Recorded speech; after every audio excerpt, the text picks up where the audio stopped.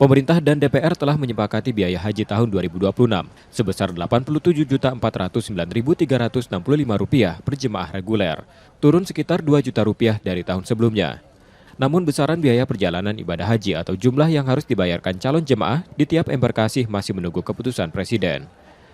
Di Sumatera Selatan, penyelenggaraan ibadah haji saat ini tetap berada di bawah Kanwil Kemenak meskipun Kementerian Haji dan Umroh telah resmi dibentuk.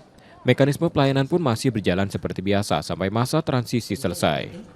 Insya Allah mudah-mudahan karena ini kan sudah mulai persiapan untuk pelunasan dan mudah-mudahan dalam minggu-minggu ini kita berharap akan keluar Kepresnya terkait berapa biaya untuk masing-masing embarkasi.